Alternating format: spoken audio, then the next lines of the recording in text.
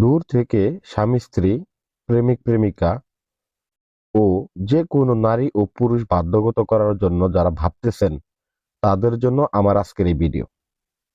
তো বলে নেই, বশীকরণের আরো অনেক ধরনের ভিডিও পাবেন। তো যারা দেখা গেছে অনেক ধরনের অনেক বিদ্যা দিয়ে কাজ করে চেষ্টা করে সফলতা লাভ করতে পারেন নাই, তাদের জন্য আজকের এই ভিডিও। তো সম্মানিত ভিউয়ার্স, এই ভিডিওর মাধ্যমেই আপনি আপনার সমস্যার সমাধান পেয়ে যাবেন। আমি প্রথমে এটা 100% গ্যারান্টি দিয়ে বলে দিলাম।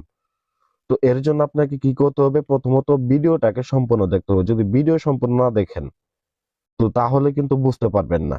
ভিডিও যদি টেনে চলে যান তাহলে কিন্তু এই কাজটাও করতে পারবেন না, আপনার সমস্যার সমাধানও হবে না। তো ভিডিও সম্পূর্ণ দেখেন। আমি নিয়ম আপনাদেরকে এখনই সম্পূর্ণ নিয়ম বলে দিতেছি। একদম সহজ নিয়মে দূর থেকে নারী ও পুরুষ বশীকরণ মাত্র 3 দিনের মধ্যে, 100% গ্যারান্টি। তো যাই হোক, সম্মানিত ভিউয়ার্স, আমি বলবো না যে আপনি আমাকে দিয়ে কাজ করেন, আমি বলতেছি আপনি নিজের কাজ নিজে করে নেন। অনেকে বিজ্ঞাপন দেয়, আমি বিজ্ঞাপনের কথা বলি না, এটা আপনাকে শিখাইতেছি আমি। আপনি শিখেন এবং নিজে কাজ করেন। তো এটা একটা মূলত কুফরি বশীকরণ বিদ্যা। এটার মাধ্যমে স্বামী স্ত্রী বলেন, প্রেমিক প্রেমিকা বলেন, সবাইকে বাধ্যগত করা যাবে। সে যত বড় অবাধ্যই থাকুক, দেখা গেছে সংসারে অমিল থাকে, কথা শুনে না, হ্যাঁ, অন্যজনের কথা শুনে বা পরকীয়ায় লিপ্ত থাকে, বা অন্য নারীর প্রতি আসক্ত, বা অন্য স্বামীর প্রতি, অন্য ছেলের প্রতি আসক্ত থাকে আপনার স্ত্রী, তো সেই ক্ষেত্রে আপনি এই কাজটাকে ব্যবহার করতে পারেন। তো এটা একদম স্থায়ীভাবে থাকবে, এই কাজটা কোনো ক্রমে কেটে যাবে না, একদম স্থায়ীভাবে থাকবে। এবং কি সে টেরও পাবে না যে তার উপর এই জাদুবিদ্যা করা হয়েছে। তবে সেজন্য আপনাকে সচেতন থাকতে হবে, সে যেন বুঝতে না পারে। এই নকশাটার মাধ্যমে আপনারা কাজটা করে নেবেন। আমি নকশাটা বড় করে দেখিয়ে দিয়েছি, আপনারা ওইটা ভিডিওটা আটকে নিয়ে নকশাটা অঙ্কন করে নেবেন।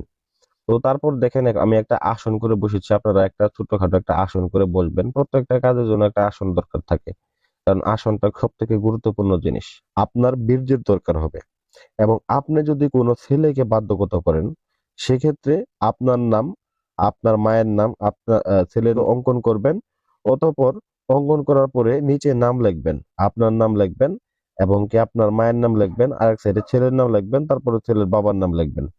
তো এটা লেখার পরে এটাকে আপনারা দুইটা তাবিজের মধ্যে ভরবেন ভিউয়ার্স। দুইটা তাবিজের মধ্যে ভরার পরে প্রথম একটা তাবিজকে আপনি একটা পুতুলের গলার মধ্যে বেঁধে দিবেন। মনে রাখবেন, ওই পুতুলের গলার ভিতরে বেঁধে দিয়ে পুতুলটাকে এই যে শালুক কাপড় আছে, সেই শালুক কাপড়ের নিচে যে আপনি দেখেন মাটির পাতিলটা, এই মাটির পাতিলের মধ্যে ঢুকিয়ে শালুক কাপড় দিয়ে পাতিলের মুখটাকে করিয়ে নিয়েছিলেন, ওই করি